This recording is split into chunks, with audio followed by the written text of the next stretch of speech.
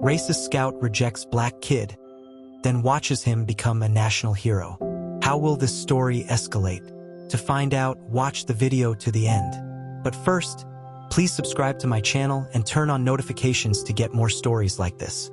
Jordan's excitement was palpable as he adjusted the straps on his brand new backpack. The day had finally arrived, the day he would join the local scout troop. He had spent weeks imagining the adventures he would have, learning how to build fires, tie knots, and navigate the woods. For a boy who loved the outdoors and dreamed of one day becoming an adventurer, joining the Scouts felt like the first step towards something extraordinary. "Are you ready, buddy?" his mom asked, smiling as she handed him a neatly packed lunch. She knew how much this meant to Jordan.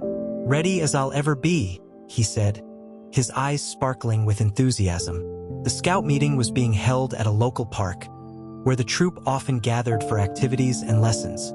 As Jordan and his mom approached the group, he could see the other Scouts standing in a semicircle around the troop leader, Mr. Carl. The man wore a neatly pressed uniform, his posture rigid and commanding. Jordan thought he looked exactly like a Scout leader should, confident and knowledgeable. "Go on," his mom said, giving him an encouraging nudge. "You've got this." Jordan nodded, clutching his application form and stepping forward. He took a deep breath, his heart pounding with anticipation as he approached Mr. Carl. "Excuse me, sir," Jordan said, his voice steady but polite. "My name is Jordan. I'd like to join your troop." Mr. Carl looked down at him, his expression unreadable at first. But as his eyes scanned Jordan, a flicker of something dark crossed his face. He glanced at the other Scouts, then back at Jordan. "This isn't really the place for someone like you," Mr. Carl said, his voice low but cold. Jordan blinked, unsure if he had heard correctly.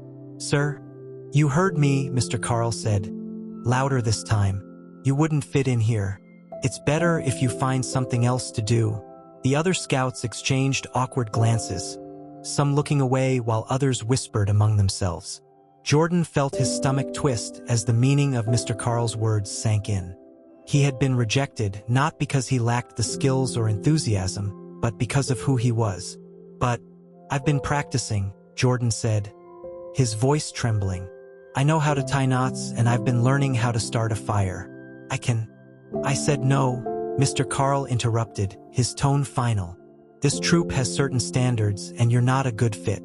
That's all there is to it." Jordan's face burned with humiliation as laughter broke out among a few of the Scouts. He glanced over his shoulder, hoping to see anyone, step forward to defend him. But no one did. Tears stung his eyes as he turned and walked back to his mom, who had watched the entire exchange from a distance. "Let's go," he said quietly, his voice thick with emotion. His mom put an arm around his shoulders as they walked back to the car. "I'm so sorry, Jordan," she said, her own anger simmering beneath the surface. "You didn't deserve that." Jordan didn't reply. He stared out the window as they drove home, his mind replaying Mr. Carl's words over and over again. He had never felt so small, so unwanted. But even as the pain threatened to overwhelm him, a spark of determination began to grow in his chest. "I'll show him," Jordan muttered to himself. "I'll show all of them."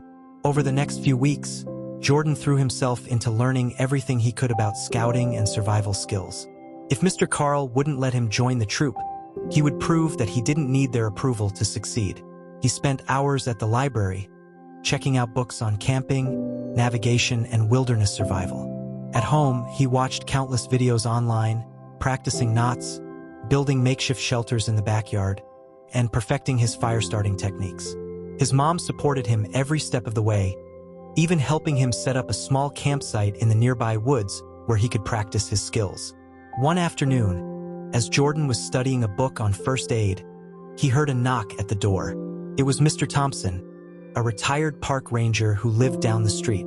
His mom must have told him about what had happened with the Scouts. "I hear you've been teaching yourself survival skills," Mr. Thompson said, a kind smile on his weathered face. "Mind if I help?" Jordan's eyes lit up. "You'd really do that?" "Of course," Mr. Thompson said. "Every great adventurer starts somewhere. And from what I've heard, you've got the heart of one." With Mr. Thompson's guidance, Jordan's skills grew by leaps and bounds.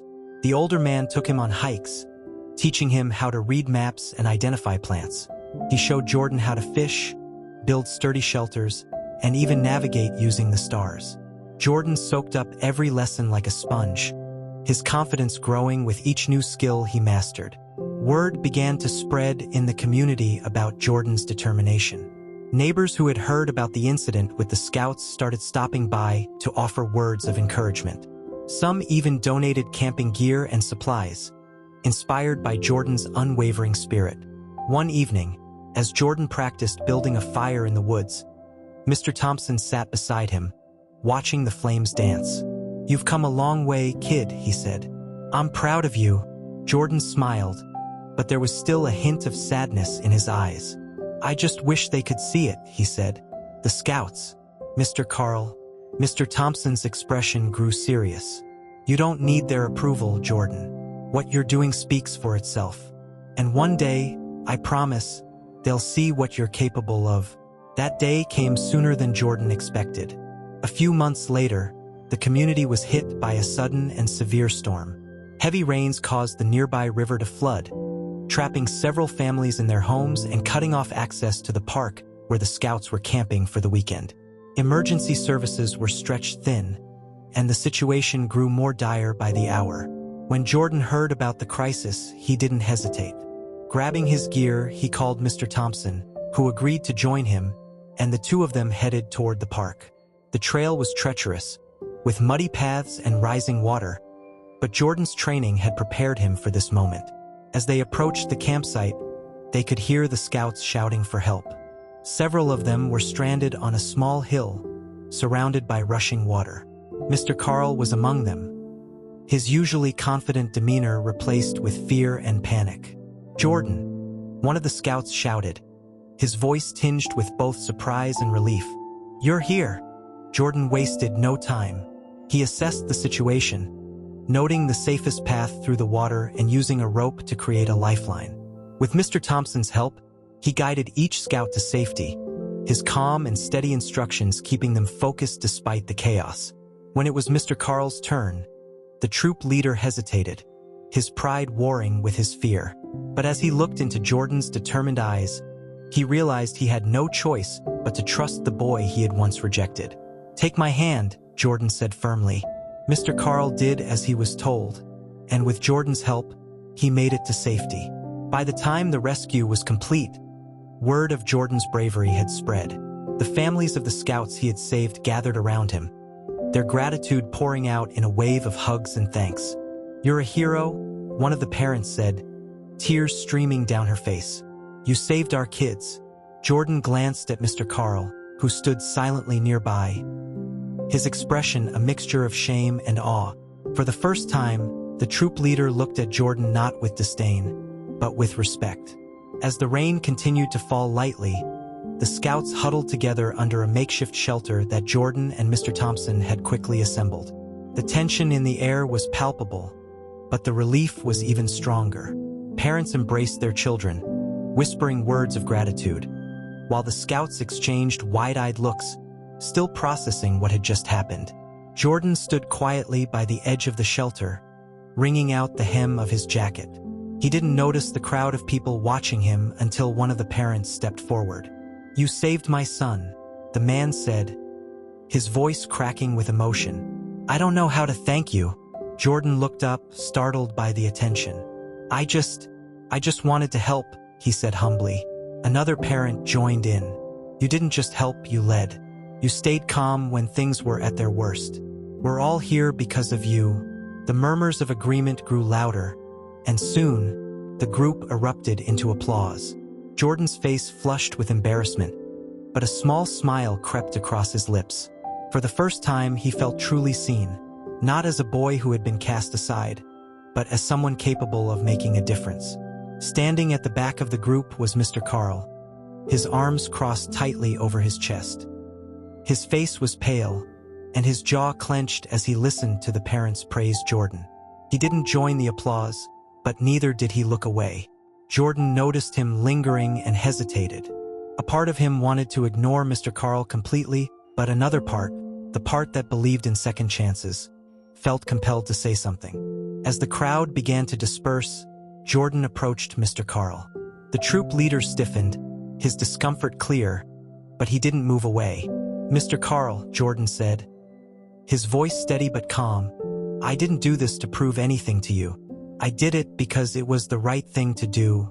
Mr. Carl's eyes flicked to the muddy ground, shame washing over his features. "I underestimated you, Jordan," he said after a long pause. "I was wrong." Jordan tilted his head, studying the man who had once humiliated him. "You didn't just underestimate me," he replied. "You judged me without giving me a chance. And that hurt." Mr. Carl's shoulders sagged under the weight of Jordan's words. "I know," he said quietly, "and I'm sorry." The apology was unexpected, but Jordan could see the sincerity in Mr. Carl's eyes. After a moment of silence, he extended his hand. "I forgive you," he said simply. Mr. Carl stared at the outstretched hand, his expression one of disbelief. Slowly, he reached out and shook it. "Thank you," he said, his voice barely above a whisper. The next day, the story of Jordan's bravery spread like wildfire. Local news stations picked up the story, interviewing the parents and scouts who had been rescued. Reporters described Jordan as a hero, highlighting his quick thinking and calm leadership during the crisis. Jordan's phone rang non-stop, with calls from neighbors, friends, and even strangers who wanted to congratulate him. It was overwhelming, but his mom helped him navigate the sudden attention, reminding him to stay grounded. "You've always been a hero to me," she said, wrapping him in a tight hug. "Now the rest of the world knows it too." A week later, the local scout troop held an emergency meeting. Mr. Carl stood at the front of the room, his usually commanding presence replaced with a quiet humility. The scouts and their parents watched as he cleared his throat, his hands trembling slightly. "I owe all of you an apology," he began. "But most of all, I owe one to Jordan." Jordan, who had been invited to the meeting as a guest, felt every pair of eyes in the room turn toward him. He shifted uncomfortably in his seat but met Mr. Carl's gaze head-on. "When Jordan came to join our troop, I let my prejudices cloud my judgment," Mr. Carl admitted. "I failed to see his potential, and I failed to uphold the values that scouting is supposed to stand for, values like inclusion, respect, and courage." He paused, taking a deep breath. "Jordan showed me how wrong I was. He didn't just prove me wrong, he showed all of us what true leadership looks like. And for that, I'm deeply sorry." The room was silent as Mr. Carl stepped aside, gesturing for Jordan to come forward. "Jordan," he said, "if you're willing, we would be honored to have you join our troop." Jordan stood, his heart pounding. He glanced at the scouts, some of whom offered encouraging smiles, and then at Mr. Carl, whose sincerity seemed genuine. After a moment, he spoke. "I appreciate your apology, Mr. Carl," he said, "and I'm glad you've changed your mind. But I found my own path, and I'm happy where I am. I don't need to be part of the troop to make a difference." The room erupted into applause, not just for Jordan's bravery, but for his integrity. Even Mr. Carl joined in, a bittersweet smile on his face. In the weeks that followed, Jordan's life changed in ways he never could have imagined.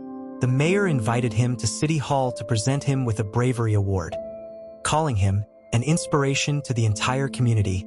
The local news station aired a special segment on his story, and people from all over the state sent letters of admiration and support. But perhaps the most surprising development came when a national outdoor gear company reached out to him. They had heard about his story and wanted to sponsor him as a youth ambassador for their brand. The opportunity would include funding for his education, access to advanced survival training, and a platform to inspire other young adventurers. When the offer was presented to him, Jordan couldn't believe it. "Me? A youth ambassador?" he asked, his voice tinged with disbelief. "You've earned it," his mom said, her eyes shining with pride. "This is your chance to take your dreams even further." Jordan accepted the offer, and his new role opened doors he had never thought possible. He traveled across the country, sharing his story at schools, community centers, and outdoor events. His message was simple but powerful. Never let anyone define your worth. You are capable of more than they'll ever know. One of his most memorable speeches took place at a national scouting conference, where he stood on stage in front of thousands of scouts and leaders.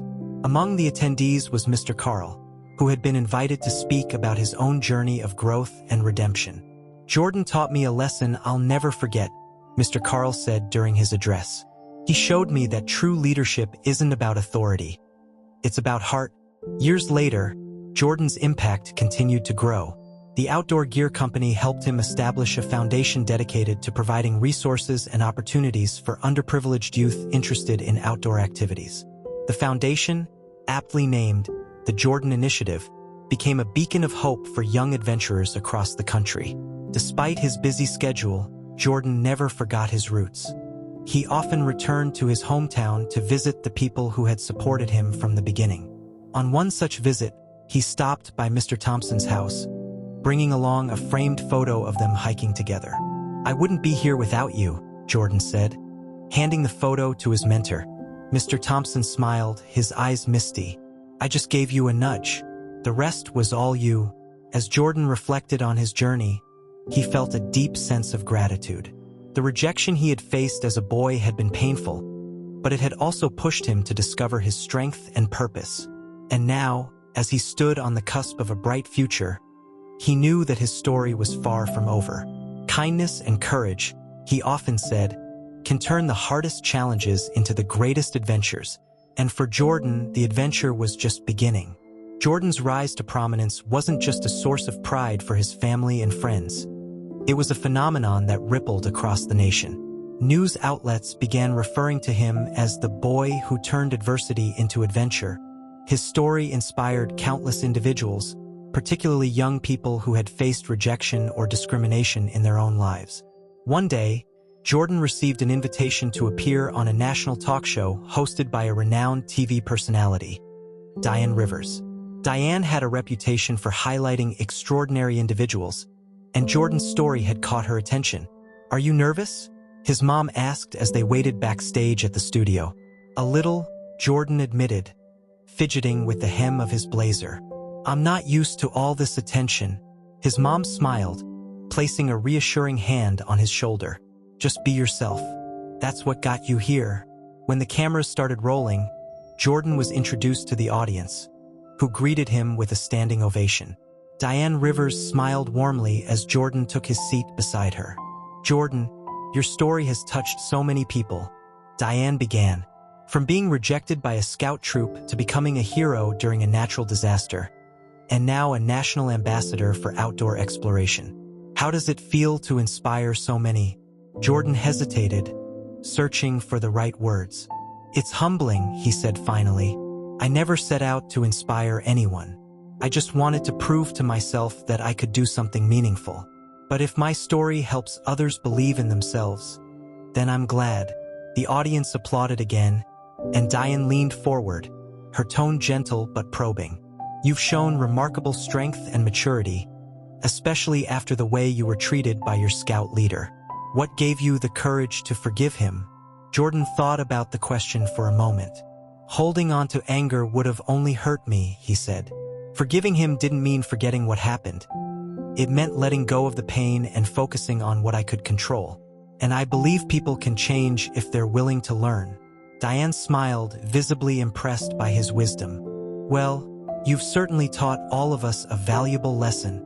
After the interview aired, Jordan's story reached an even wider audience. Letters and emails poured in from people all over the world, some sharing their own struggles, others thanking him for his message of hope and resilience. One letter came from a young boy named Ethan, who wrote about his own experience of being excluded from a sports team because of his physical disability. "When I saw what you did, it made me believe that I could do great things too," the letter read. "Thank you for showing me that being different isn't a bad thing. It's what makes us special." Jordan was deeply moved. He wrote back to Ethan, encouraging him to pursue his dreams and reminding him that his unique perspective was a strength, not a weakness. It was moments like these that reinforced Jordan's belief in the power of connection and kindness. As his role as a youth ambassador grew, Jordan began traveling internationally to promote outdoor education and inclusion. One of his most memorable trips was to Kenya, where he worked with a local organization to build an outdoor activity center for children in underserved communities. The experience was life-changing. Jordan learned as much from the children he met as they did from him. They taught him about resilience, joy, and the importance of community.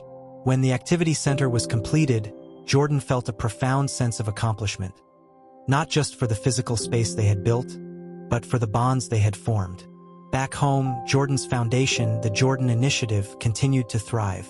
With the support of his sponsors, the foundation launched programs in schools across the country, providing resources and training for students interested in outdoor activities. The programs emphasized not just technical skills, but also values like teamwork, empathy, and perseverance. One day, Jordan visited a middle school that had recently implemented one of the programs. He watched as a group of students practiced building shelters and starting fires, their faces lighting up with excitement when they succeeded.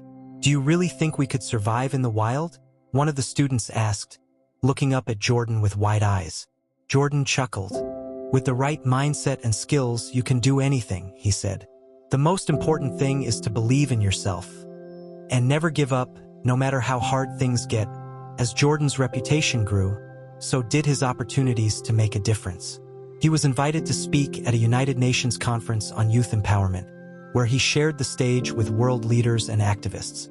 Standing in front of such a distinguished audience was intimidating, but Jordan stayed true to himself. "I'm just a kid who wanted to join the Scouts," he said during his speech. "But when that door was closed, I found another way forward. And what I've learned is that every challenge we face is an opportunity to grow. Not just for ourselves, but for the people we can help along the way." The audience gave him a standing ovation, and Jordan's message resonated with people from all walks of life. His story became a testament to the idea that one person's determination could ignite a movement. Back in his hometown, the Scout troop underwent significant changes under Mr. Carl's leadership. Inspired by Jordan's journey, the troop adopted a new mission statement focused on diversity, inclusion, and respect. They also established a scholarship fund in Jordan's honor, providing financial assistance to underprivileged youth who wanted to join the Scouts. Mr. Carl reached out to Jordan personally to share the news. "I know we can't change the past," he said, "but I want to make sure no one else feels the way you did." Jordan appreciated the gesture, though he made it clear that his forgiveness wasn't conditional on Mr. Carl's actions. "What matters is what you do moving forward," he said. "And it sounds like you're on the right path." As the years went by, Jordan's life remained a whirlwind of activity. He continued to balance his work as an ambassador and advocate with his personal passion for adventure. Every new opportunity felt like a reminder of how far he had come and how much further he could go. One evening, as he hiked through a familiar trail near his hometown, Jordan paused at a clearing that overlooked the valley. The sun was setting, casting a golden glow over the landscape. He thought about the boy he had been when he first approached Mr. Carl, full of hope and excitement. That rejection had been a turning point, but it hadn't defined him. What had defined him was his response, the choice to rise above and create something meaningful. As he stood there, the sound of footsteps approached from behind. It was Mr. Thompson, carrying a thermos of coffee and a knowing smile. "Mind if I join you?" the retired ranger asked. "Not at all," Jordan said, scooting over to make room. They sat in comfortable silence for a while, watching the sky shift from gold to pink to deep blue. Finally, Mr. Thompson spoke. "You've done good, kid," he said, his voice warm with pride. "Better than good." Jordan smiled, his heart full. "I couldn't have done it without you." Mr. Thompson shook his head. "You had it in you all along. I just helped you find it." As the stars began to appear, Jordan felt a sense of peace wash over him. His journey had been anything but easy, but every challenge had shaped him into the person he was today. And as he looked out at the horizon, he knew there were still so many adventures ahead. Kindness and courage, he whispered to himself, can change the world. And with that, he stood, ready to face whatever came next. Months after the United Nations conference, Jordan's life entered a new chapter. The national and international recognition he received made him a sought-after figure in the world of youth empowerment and outdoor education. Invitations to speak at events, workshops, and leadership summits poured in, but Jordan remained grounded, ensuring his work stayed true to the values that had carried him through his darkest moments. One day, Jordan received a letter that stood out from the rest. It was handwritten with the return address of a local elementary school. Curious, he opened it and began to read. "Dear Jordan," the letter began, written in careful, looping handwriting. "My name is Max, and I'm 8 years old. I heard about you from my teacher, and I think you're really cool. I want to be like you when I grow up, but some kids at school say I'm too small and that I can't do anything important. What should I do?" Jordan's heart ached as he read the letter. It reminded him of his own struggles as a boy, feeling overlooked, underestimated, and dismissed. But it also filled him with determination. He knew he had to respond. The next day, he sat down to write back. "Dear Max," he began, "thank you for your letter. I want you to know that being small doesn't mean you can't do big things. What matters most is what's inside your heart. Keep believing in yourself, and don't let anyone tell you what you can or can't do. You're capable of more than you know." He ended the letter with an invitation. "If you ever want to talk or learn more about what I do, I'd love to meet you. Keep being brave, Max. The world needs people like you." The letter to Max marked the beginning of a new initiative for Jordan's foundation. Inspired by the young boy's words, Jordan launched a mentorship program aimed at connecting children with mentors who could guide and support them. The program, called Big Hearts, Big Dreams, quickly gained traction, with schools and community centers across the country signing up to participate.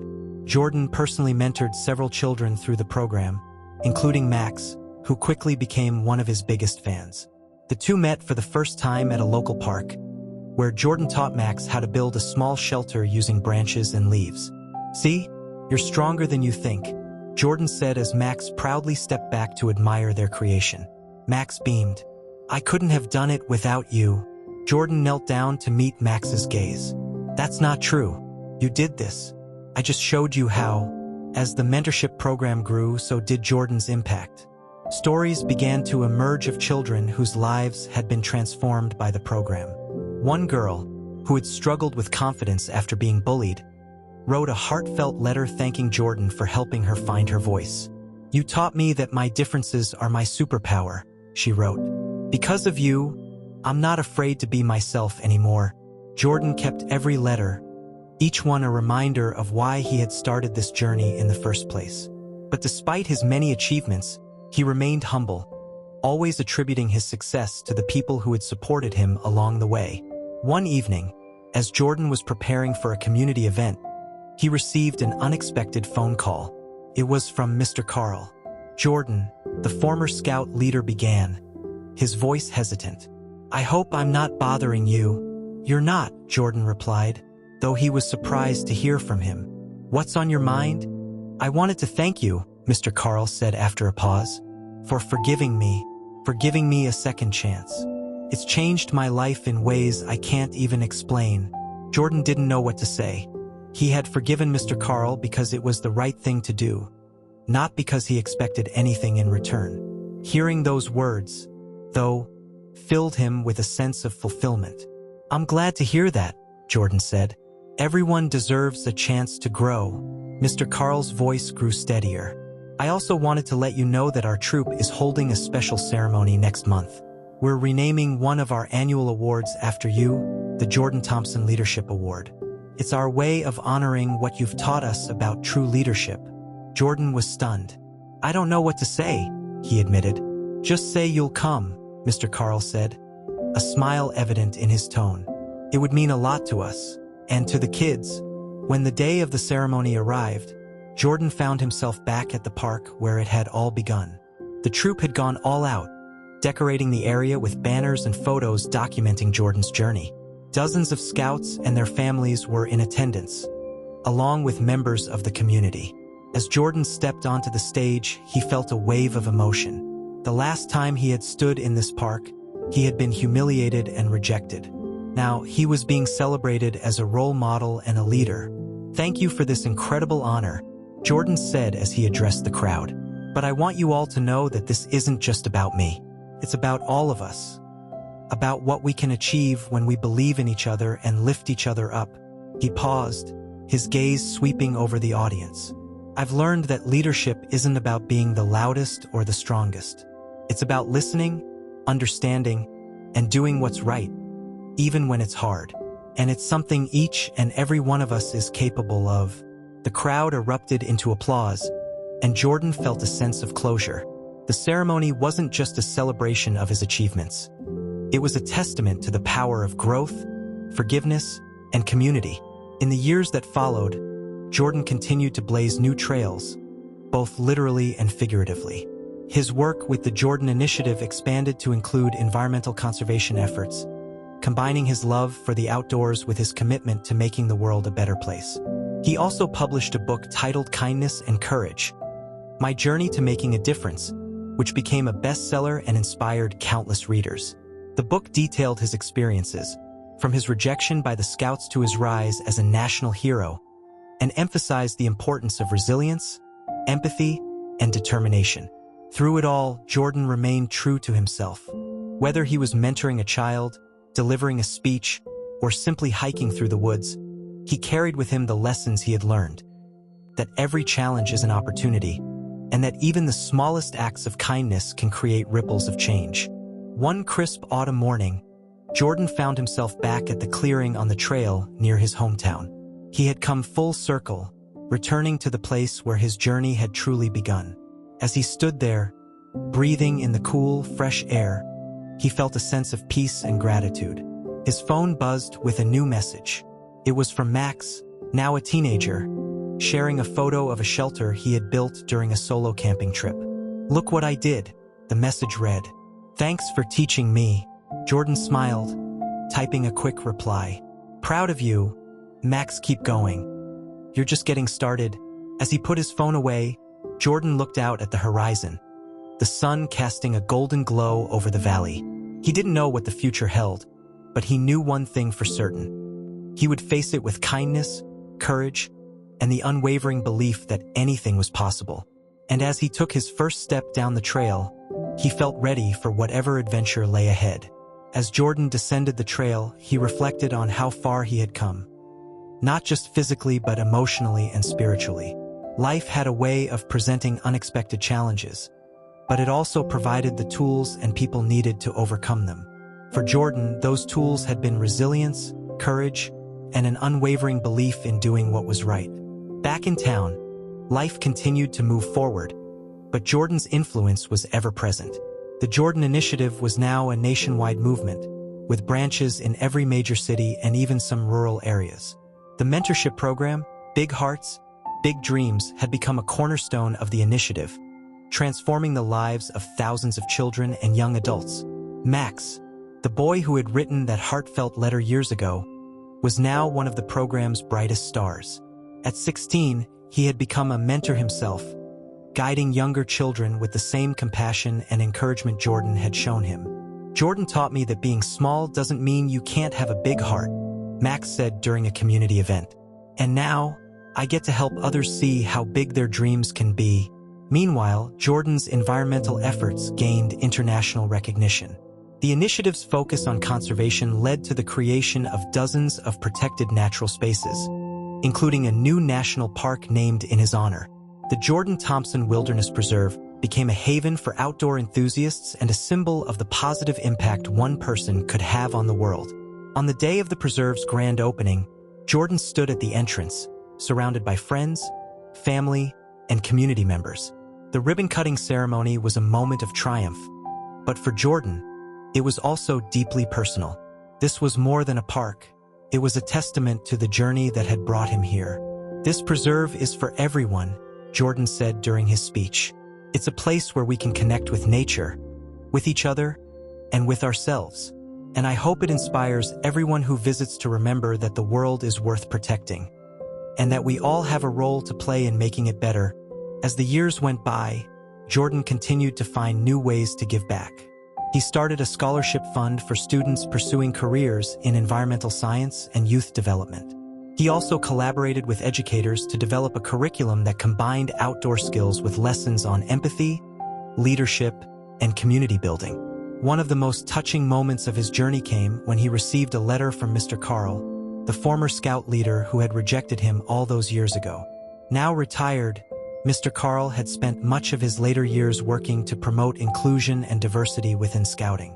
Jordan, the letter read, "I can never fully express how sorry I am for the way I treated you, but I hope you know that you changed me in ways I never thought possible.